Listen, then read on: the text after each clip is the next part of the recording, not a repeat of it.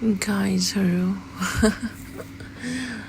मलाई पनि कस्तो यो ब्लग्स बनाउनु मन पर्यो होइन। त्यही भएर मैले अब अरू बेलामा चाहिँ लाज लाग्छ कि रोडतिर हिँड्दाखेरि चाहिँ।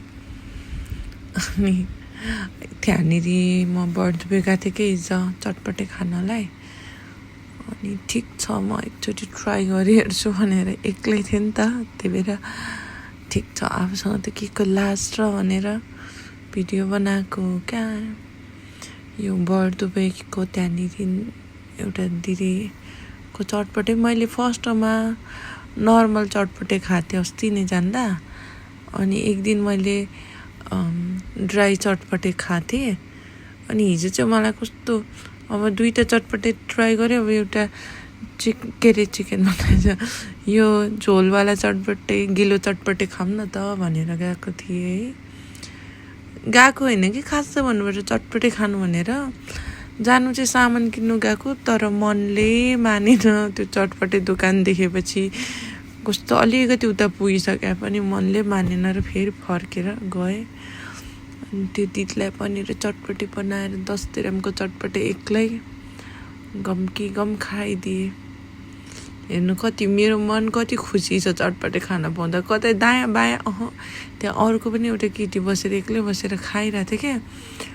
मलाई त त्यसमा त मतलबै छैन क्या, कोही नभए जस्तो आफू एक्लै गम खाएछ, गज्याङ गरेर चपाएको छ।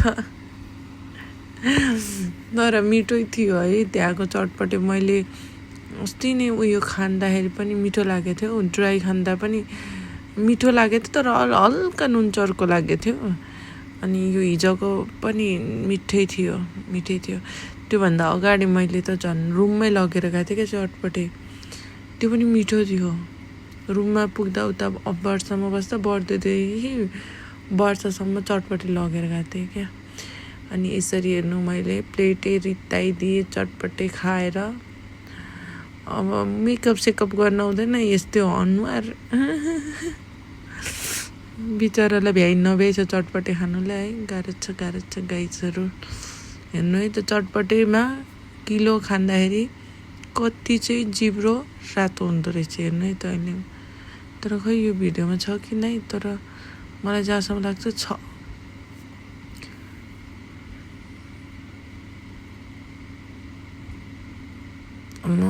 के हो म त खत्रै गरेर खाँदो रहेछु, म आफै दङ्ग परेँ।